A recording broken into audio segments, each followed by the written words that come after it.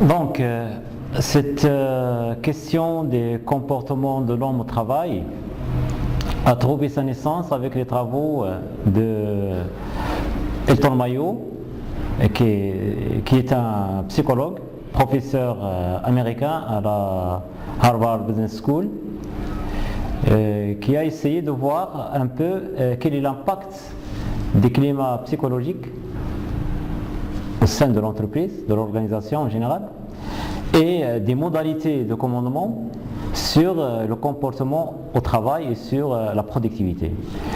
En fait, Elton Mayo s'est basé sur les hypothèses de l'organisation scientifique du travail, c'est les hypothèses de Taylor, qui disait que la seule manière d'augmenter la productivité, c'est la division du travail, c'est la séparation des tâches et c'est le contrôle. De là sa fameuse One Best Way, la seule manière de bien faire les choses, la seule manière de travailler, c'était comme ça. Or, pour un psychologue, cette manière de travailler, c'est pas une manière naturelle. Donc il ne répond pas aux besoins des gens, il ne tient pas en compte la condition humaine tout court au sein de l'organisation. Donc c'était son domaine de travail au sein de l'université. Il a voulu montrer justement que l'homme peut travailler dans d'autres conditions, être productif par d'autres styles de commandement, etc. L'effet Hawthorne, pourquoi on l'appelle l'effet Hawthorne? Parce que c'est une expérience qui a été menée dans l'entreprise américaine Western Electric, Hawthorne, et qui consistait à faire des expériences empiriques dans le terrain pour expérimenter l'impact des facteurs, notamment les conditions de travail et les styles de commandement, et de voir leur impact sur l'augmentation de la productivité des travailleurs. Et depuis, c'est une expérience qui est entrée dans les annales du management, dans l'histoire du management, et c'est une référence pour les travaux qui vont venir par la suite, notamment les travaux de Maslow et les travaux de McGregor avec sa théorie X et sa théorie Y, etc. Donc c'était le point de départ, c'était dans les années 1927 à 1932, donc ce sont 5 années d'expérience, 5 années d'études, et qui ont constitué la base de développement très important par la suite. Maintenant, si je veux tenter un petit résumé de cette expérience, je peux dire qu'il s'agissait, la question qui a été posée dans cette entreprise, la Western Electric, c'était tout simplement de voir comment améliorer la lumière dans les ateliers. Dans le temps, les ateliers étaient éclairés uniquement par la lumière naturelle des fenêtres. Alors au lieu d'équiper tous les ateliers d'un seul coup, la direction de cette entreprise a tenté tout d'abord de faire un éclairage électrique d'une partie de l'atelier et voir un peu l'impact sur le rendement pour généraliser l'expérience au reste des ateliers. Alors on a choisi une équipe et on a changé les conditions d'éclairage. Donc on a mis en œuvre un éclairage intensif électrique et après un certain temps, on a commencé à mesurer l'impact sur le rendement. Jusque-là, les choses passaient bien, donc sans intervention extérieure. Les dirigeants de cette entreprise ont été surpris par les résultats. Alors c'est quoi le résultat? C'est que le rendement a non seulement augmenté dans l'atelier ou bien dans la partie de l'atelier où l'expérience a été menée, mais le rendement a augmenté partout dans l'atelier. C'est-à-dire non seulement la productivité s'est améliorée chez les ouvriers qui étaient concernés par les nouvelles conditions de travail, mais aussi chez ceux qui n'ont pas été concernés. Alors, devant ce résultat surprenant quelque part, la direction de l'usine a voulu plus d'explications et tout bonnement ils se sont adressés à un psychologue, parce que là c'est le comportement humain, et ce psychologue c'était Hilton Mayo, qui travaillait comme étant un professeur dans la Harvard Business School. L'explication qui a été donnée par ce professeur, c'était avec son équipe, après un certain nombre d'expériences, c'était que les gens ne réagissaient pas uniquement à la modification des conditions de travail, mais aussi ils ont réagi positivement parce qu'ils ont remarqué une certaine attention de la direction à leur égard. Donc, quelque part, le fait d'observer un fait social change la situation sociale. Donc, c'est l'intérêt qui a été porté à ces gens-là qui a fait augmenter la productivité et le rendement, et non pas le changement des conditions d'éclairage. Mais quelque part, ce résultat-là, c'est un résultat qui n'est pas très convaincant. Donc, il a essayé d'élargir un peu l'expérience et d'approfondir un peu l'investigation, la recherche, pour isoler effectivement les facteurs qui impactent le rendement des ouvriers. Alors, qu'est-ce qu'ils ont fait? Ils ont choisi un groupe d'ouvrières, un groupe test d'ouvrières. C'était au départ 4 ouvrières, et à ces 4 ouvrières, ils ont demandé d'en ajouter 2 autres. Donc le groupe test, c'était un groupe de 6 personnes qui était chargé de l'emballage, de l'assemblage des relais téléphoniques. Donc à ce groupe de ces personnes, on a essayé d'appliquer des conditions de travail qui sont différentes du reste des ouvrières ou des ouvriers de l'atelier. Par exemple, à ces ouvrières, on a laissé le libre choix en ce qui concerne le temps de travail. Au lieu du temps imposé à tout le monde, ces ouvrières bénéficient d'un horaire moins important. Par exemple, au lieu de travailler 48 heures, la direction, bien l'équipe des chercheurs, a permis à ces ouvrières de travailler un temps moindre. On a aussi permis à ces ouvrières de communiquer entre elles tout en travaillant, chose qui n'était pas admise et qui n'est pas admise pour le reste des ouvriers de cette entreprise. Aussi, aucun responsable n'était au-dessous de ces personnes-là, donc ils travaillaient en toute indépendance de la hiérarchie. Et d'autres autres facteurs en faveur de ces ouvrières et en concertation avec elles. Alors, après un certain temps régulier, tous les 6 semaines,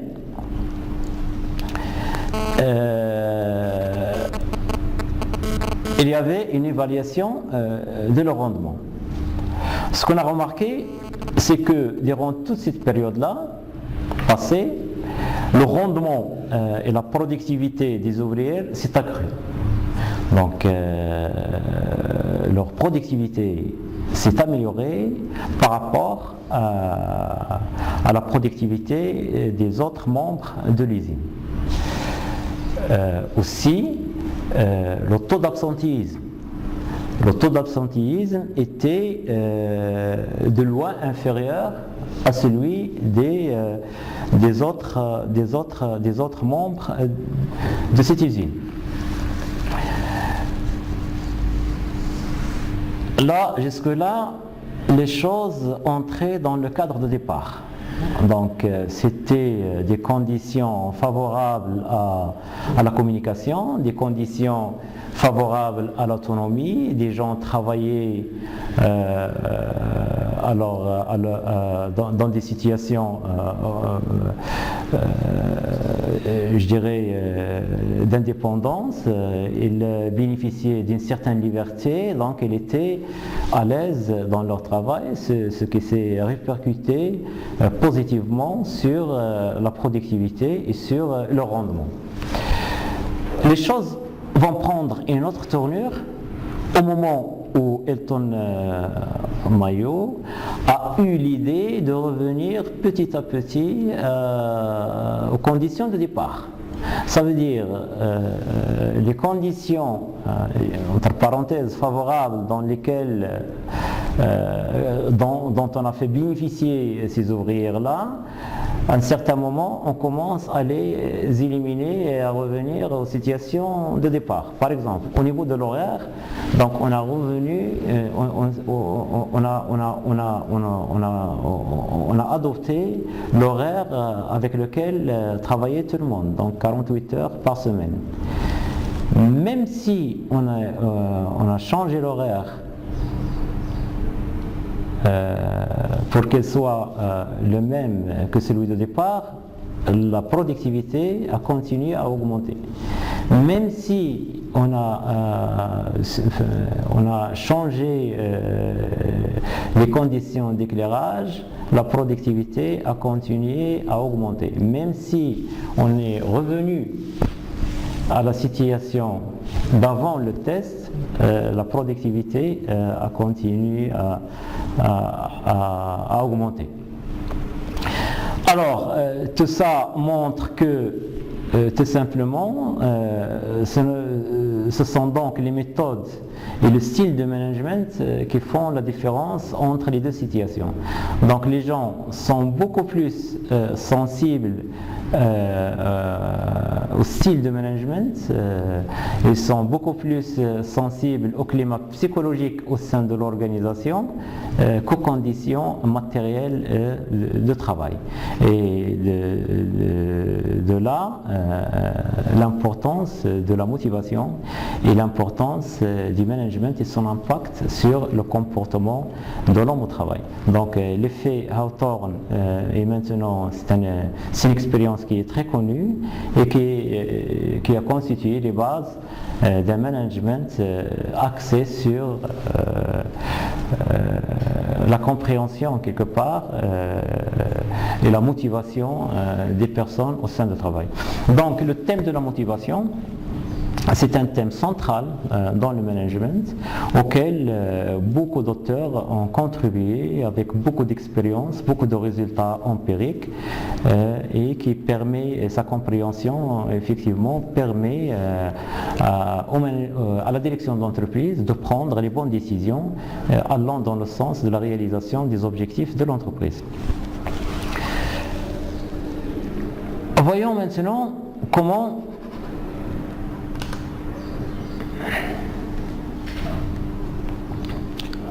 Abraham Maslow a traité cette question des besoins et des motivations. Pour lui,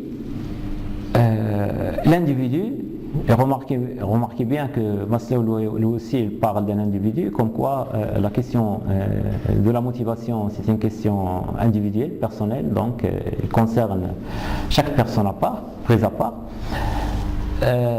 chaque individu a un ensemble de besoins qui le motivent et qui motivent son action. Donc ces besoins-là sont des besoins hiérarchisés, ça veut dire il y a à la base les besoins physiologiques, donc, et puis il y a les besoins de sécurité, ensuite les besoins d'appartenance, et après les besoins d'estime, et au plus haut niveau il y a les besoins d'accomplissement des soi.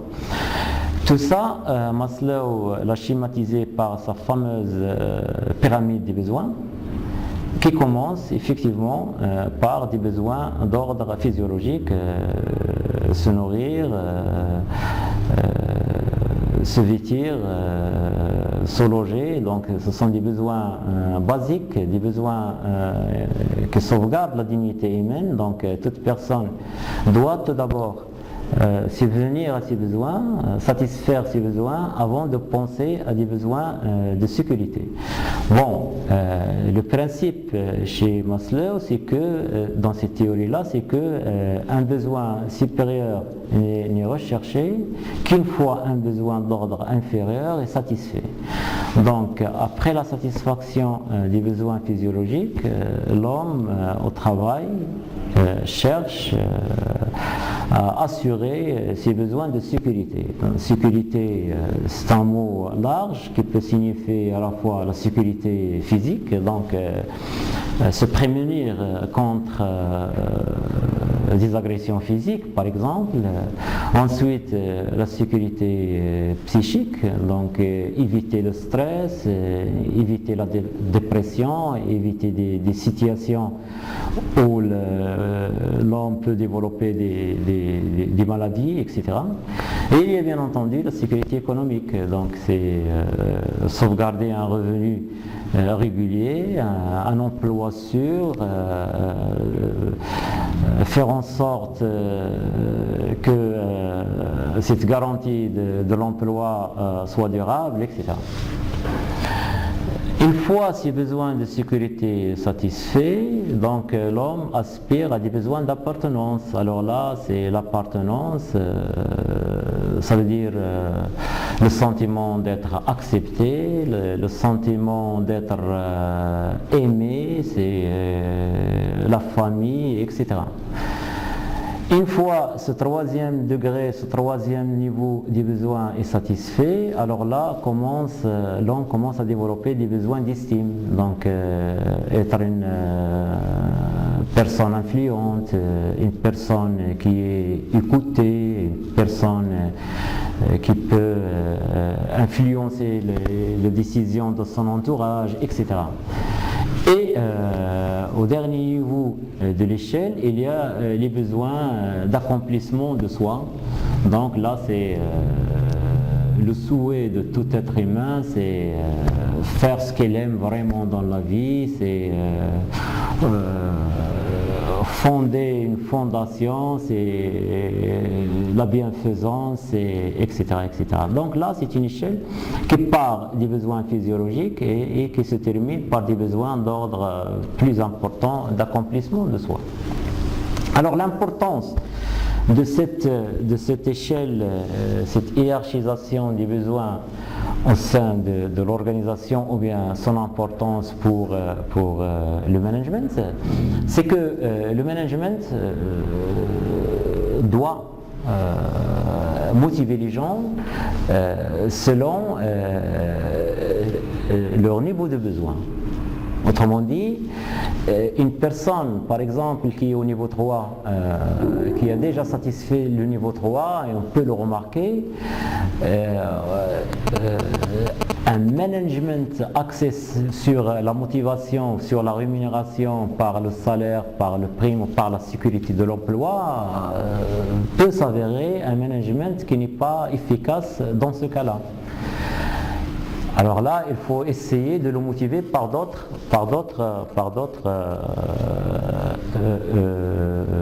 choses auxquelles il aspire. Donc c'est le besoin d'estime, le besoin d'accomplissement, etc. Une personne, par exemple, qui est à l'inverse, une personne qui est encore au niveau des besoins de sécurité. Une personne par exemple qui ne se sente pas déjà dans le travail qu'il fait actuellement sûr de continuer à l'exercer. Donc pas besoin d'aller la chercher par l'estime, d'aller chercher à le motiver par l'appartenance à une association ou bien essayer de toucher son ego positivement, etc. Ça ne marche pas parce que lui, il est déjà dans une situation où il cherche tout d'abord à être sûr de la pérennité de son emploi. Et ainsi de suite. En somme, ce que nous pouvons tirer de cette échelle en ce qui concerne le management, c'est que les gens au sein d'une organisation peuvent se situer sur une grille de besoins qui n'est pas la même. Donc vouloir les motiver, cela sous-entend déjà de comprendre leur position dans cette grille-là et essayer de les motiver par les besoins auxquels ils attendent une satisfaction. Et ainsi de suite. Mais quand même, bien que cette théorie elle est très acceptée en management et encore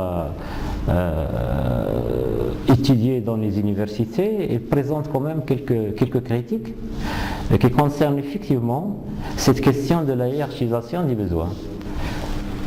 Cela dépend d'un certain nombre de variables, donc notamment le contexte. Donc le contexte peut vraiment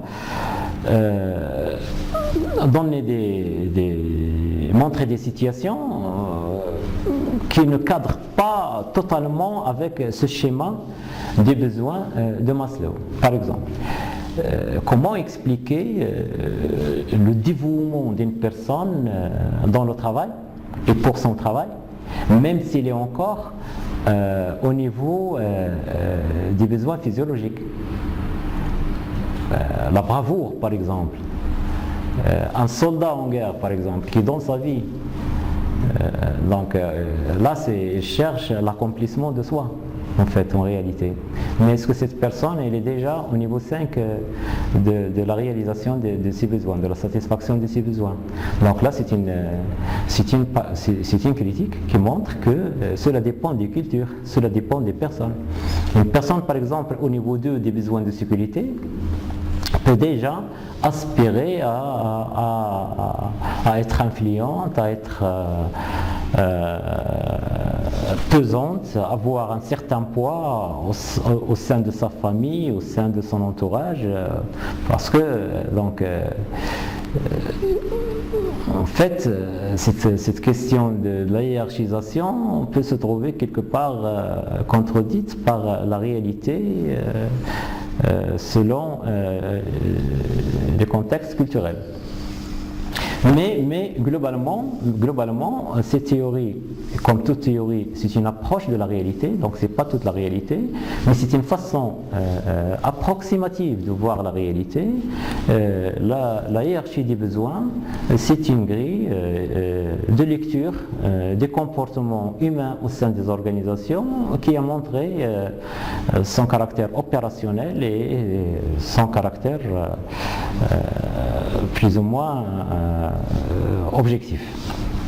Alors, si pour Abraham Maslow, le désir de satisfaction des besoins constitue le principal moteur de la motivation, Frédéric Herzberg, là aussi c'est un psychologue qui va donner une autre explication de la motivation.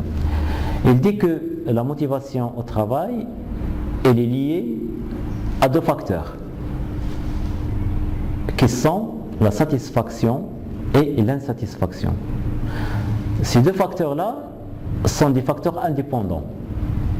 Ça veut dire que la satisfaction, son contraire, n'est pas l'insatisfaction, c'est l'absence de satisfaction.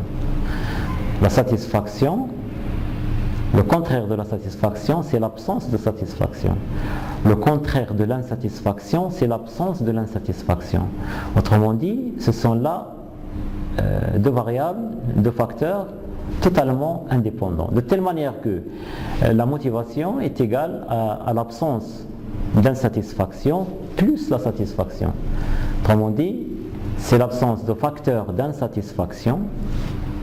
Il ne faut pas qu'il y ait au sein de l'organisation des facteurs d'insatisfaction, plus des facteurs de satisfaction. Ça veut dire qu'il doit y exister dans l'organisation des facteurs de satisfaction. Donc, la somme de ces deux facteurs constitue la motivation.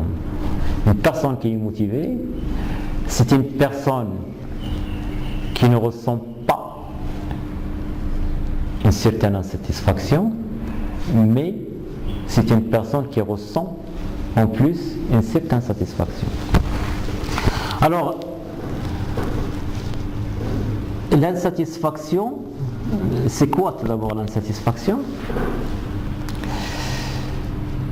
Je donne assez souvent à mes étudiants à l'université cette question sur le fait si, et Marrakech c'est une ville où la chaleur commence assez tôt, en leur posant la question si on améliore l'aération de l'amphi, si on met en marche un système d'aération performant, est-ce que pour autant vous serez satisfait? Alors la majorité disent oui, mais en réalité pour Herzberg c'est non. Parce que là, les conditions du travail, il y a quand même des conditions qu'il appelle des conditions d'hygiène, ce sont des conditions de base. Leur absence de ces conditions d'hygiène induit une certaine insatisfaction, mais leur présence induit tout simplement l'absence d'insatisfaction et non pas la satisfaction. Herzberg donne un certain nombre d'exemples de facteurs d'insatisfaction, comme par exemple la politique salariale. Donc, une politique salariale, c'est son absence, c'est un facteur d'insatisfaction, mais son existence, c'est pas pour autant la satisfaction. C'est tout simplement l'absence d'insatisfaction. Les conditions de travail. Travailler dans des conditions saines, dans des conditions propres. Là, si on travaille dans ces conditions propres, là c'est une condition d'hygiène. Donc c'est l'absence d'insatisfaction.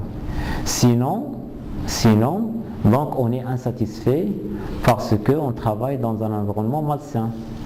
Un salaire, par exemple, là aussi c'est un facteur d'hygiène. Un système de supervision, un statut, la sécurité au travail. Donc tout ça, ce sont des facteurs d'insatisfaction. Leur présence induit l'insatisfaction.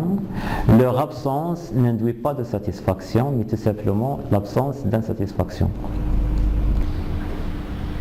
Donc pour Frédéric Herzberg, la motivation ne peut pas provenir uniquement de l'élimination des facteurs d'insatisfaction, parce que cette élimination-là induit tout simplement l'absence d'insatisfaction. Alors, à côté de ces facteurs-là, et pour motiver les gens, il faut quand même mettre en place un certain nombre de facteurs de satisfaction qui sont relatifs à l'épanouissement de l'individu dans son travail. Herzberg donne un certain nombre d'exemples de ces facteurs, comme par exemple la réalisation de soi. Ça veut dire la réalisation de soi.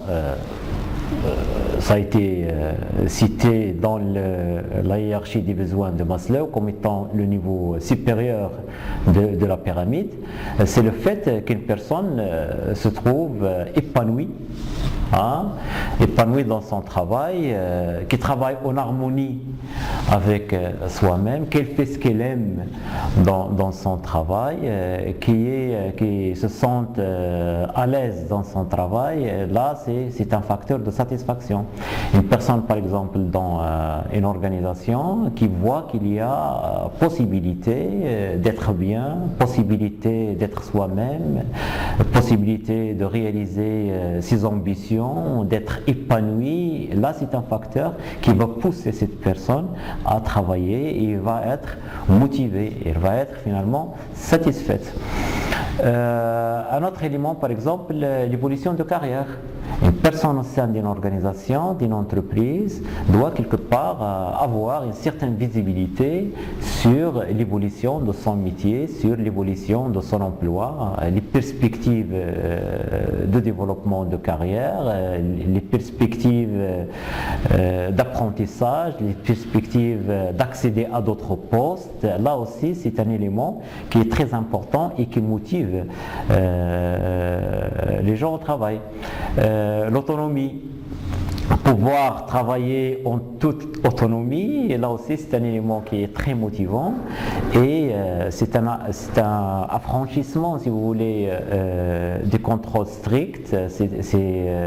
La personne se sent indépendante, se sent responsable, autonome, libre dans son travail, tout en respectant bien entendu les objectifs tracés, tout en respectant les procédures, etc. Là aussi c'est un élément puissant de motivation. La responsabilité, le fait de responsabiliser les gens, donc ça aussi c'est un facteur de motivation. Mais là, la responsabilité, elle va avec l'autorité et le pouvoir. On ne peut pas responsabiliser une personne sans lui donner les moyens, le pouvoir, pour pouvoir commander et se voir exécuter ce qu'il commande.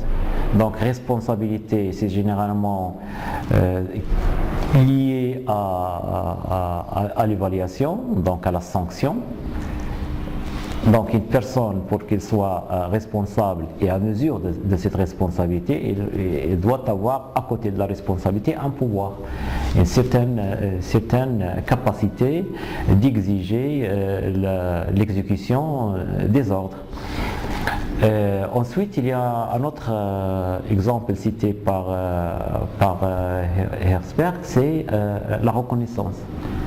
La reconnaissance au travail, là aussi c'est un facteur de motivation qui est très important. Les gens au travail aiment être reconnus, aiment être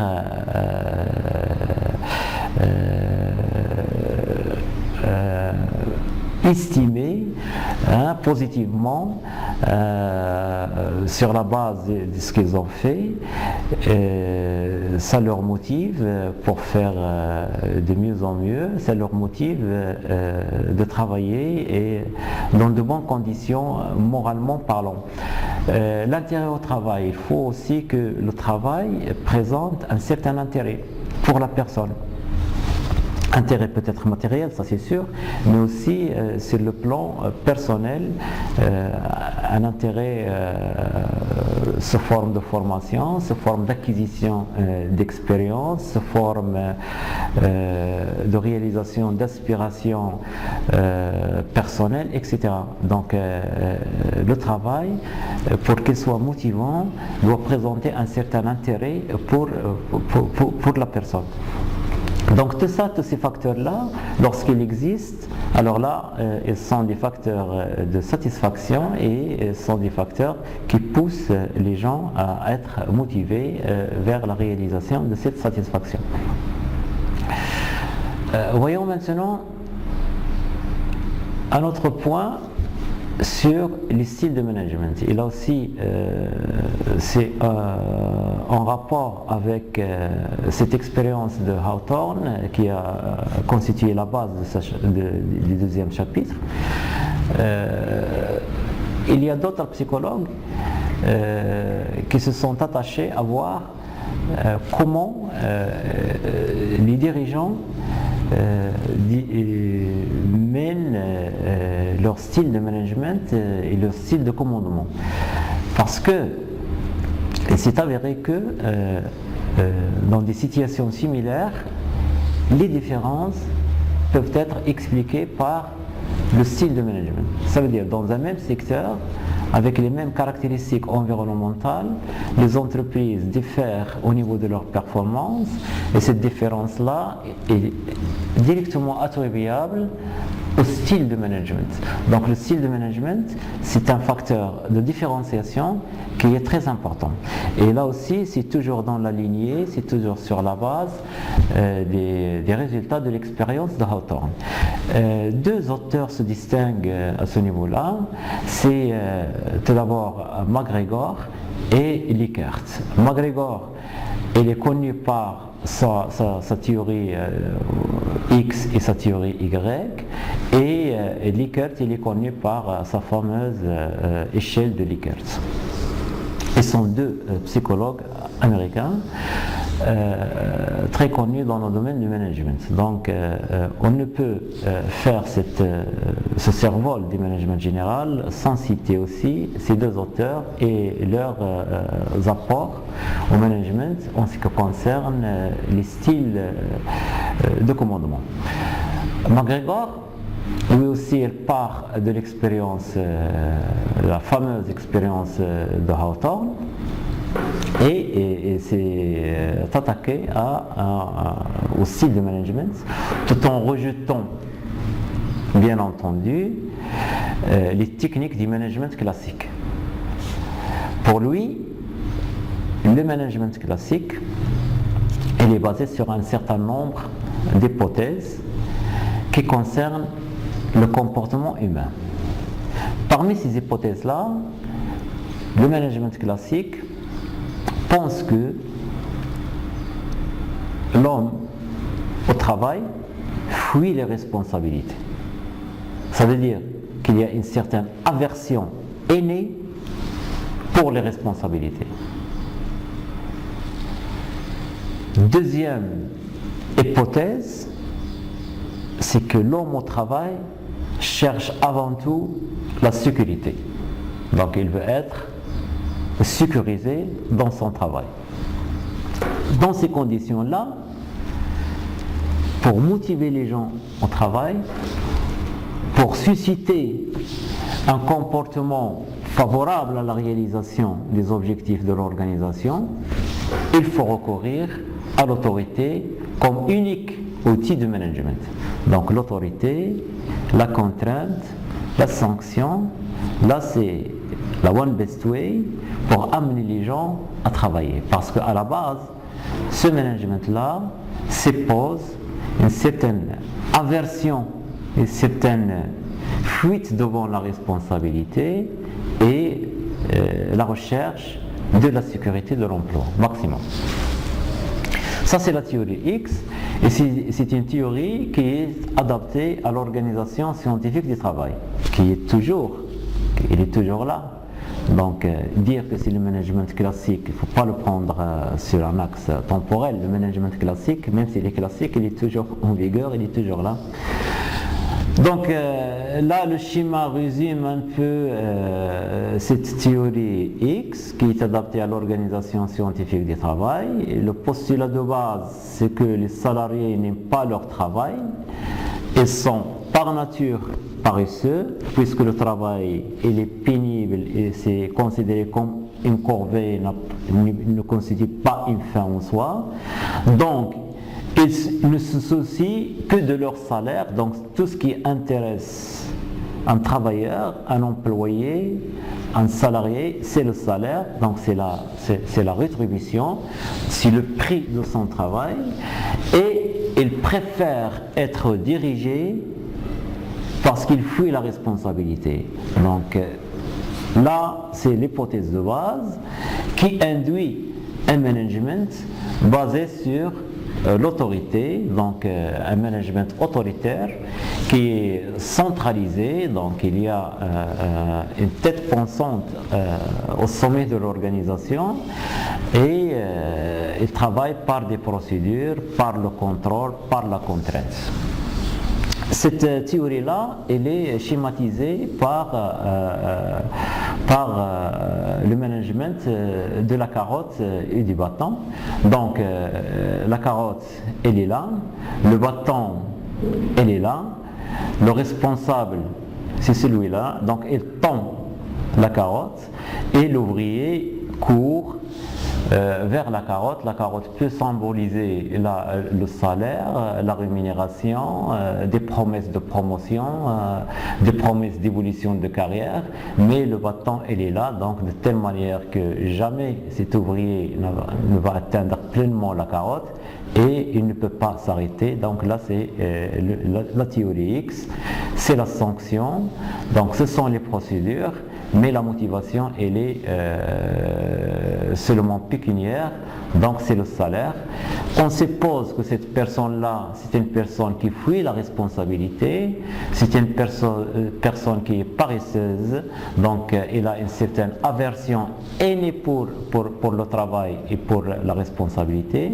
Il ne travaille que par nécessité, donc autant le motiver par un management axé, basé essentiellement sur l'autorité et la contrainte. À côté de cette théorie-là, qui n'est plus adaptée bien entendu aux conditions modernes de l'entreprise, on va développer une autre théorie qui s'appelle la théorie Y et qui repose sur les postulats contraires à la théorie X. Donc cette théorie Y, qu'est-ce qu'elle suppose? Elle suppose que l'individu moyen n'éprouve pas d'aversion innée pour le travail, donc il aime le travail. Seulement, c'est les conditions dans lesquelles il travaille qui peuvent ou non le motiver pour exercer son boulot. Deuxième hypothèse de cette théorie-là, c'est que le contrôle externe et la menace de punition ne sont pas les seuls moyens pour obtenir un travail utile. Donc il n'y a pas que le contrôle externe, il n'y a pas que la menace. Et tous ces postulats-là, il y a un rapport avec l'expérience de Hawthorne. Autre élément fondamental sur lequel se base cette théorie Y, c'est le système de récompense qui doit être associé à l'atteinte d'un objectif. Donc pour responsabiliser l'individu, il faut mettre en place un système de récompense avec des indicateurs de réalisation des objectifs. Aussi, une autre hypothèse de base de cette théorie Y, c'est que l'individu moyen peut apprendre dans des conditions appropriées, non seulement à accepter, mais également à rechercher des responsabilités. Donc si les conditions permettent à la personne de trouver des facteurs de satisfaction, donc il peut accepter la responsabilité, etc. Donc, le management doit faire en sorte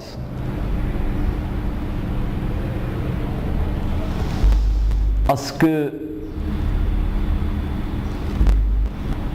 les travailleurs au sein de l'entreprise se trouvent à l'aise dans leur travail, donc sans contrainte. Il faut leur donner plus d'autonomie, il faut leur donner plus de responsabilité, parce qu'ils acceptent la responsabilité si les conditions sont favorables, et moins de contrôle. Il faut développer à ce moment-là ce qu'on appelle l'autocontrôle. Il faut que ces gens-là soient responsables de l'atteinte de leurs propres objectifs à travers la mise en place d'un certain nombre d'indicateurs et de mécanismes de motivation appropriés.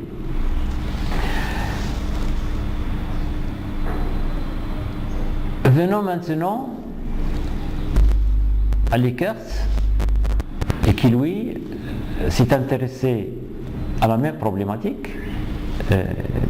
mais d'un autre angle, qui est celui de la psychométrie. Ça veut dire que c'est la mesure des comportements sociologiques au sein des organisations, psychologiques au sein des organisations. Autrement dit, ce qu'il a essayé de faire, c'est mesurer les attitudes des managers et d'en dégager une certaine typologie. Donc c'est un travail avec lequel il a essayé de qualifier les managers selon leur style de management. Et l'on a dégagé 4. Premièrement, il y a le manager autoritaire. C'est qui le manager autoritaire? C'est une personne qui ne fait confiance à aucune autre personne. Donc il est autoritaire. Pour lui, tous les aspects relationnels sont fondés sur la peur de la sanction et la récompense du travail, c'est les bienfaits. Donc, son management-là, c'est un management qui est centralisé, c'est un management qui traite les autres personnes au sein de l'organisation comme étant des personnes qu'il faut motiver essentiellement par la peur, par la sanction, etc. Ce management, bien entendu, ne croit pas à la participation, donc la décision elle est prise d'une manière unilatérale et appliquée aux autres. Donc on est parfaitement là dans un contexte de l'organisation scientifique du travail. La direction de l'entreprise pense à la place des autres, trace des objectifs, met en place des procédures et des modes opératoires pour réaliser le travail. Donc aucune communication, aucune participation. Donc là c'est le management autoritaire. À côté de ce management-là, de cette première catégorie, il y a le manager paternaliste. Donc paternaliste, c'est celui qui est autoritaire, mais quand même il est proche de ses collaborateurs, donc il développe des relations parfois de confiance. Il demande parfois à ses collaborateurs un avis, mais reste malgré tout la seule personne qui prend les décisions et qui exige leur application. Donc son recours à la collaboration, ce n'est que la façade, parce que fondamentalement, là c'est une personne qui est beaucoup plus autoritaire. Donc, mais il camoufle cet autoritarisme, cette autorité par un aspect paternaliste basé sur la confiance. Autre type de manager, c'est le manager consultatif. Alors là, il consulte, il prend l'avis de ses subordonnés avant de prendre la décision finale. Donc il favorise une certaine adhésion, une certaine participation, mais il ne va pas jusqu'à la participation. Donc il consulte, il prend les avis des uns et des autres, il prend l'avis des instances, mais il ne va pas jusqu'à la participation dans la prise de décision. En dernier lieu, il y a le management participatif. Alors là, il ne s'agit plus de la simple consultation avec la prise de décision, mais on est dans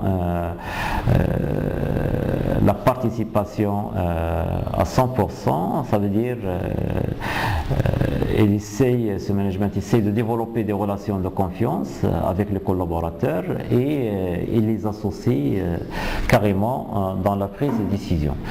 Donc là, ce sont les quatre management, les quatre types de management. Bien entendu, le travail a été fait dans une visée normative, ça veut dire que Likert nous dit à travers cette typologie que le management moderne, que le management efficace, c'est le management participatif. Tout de même, ce management participatif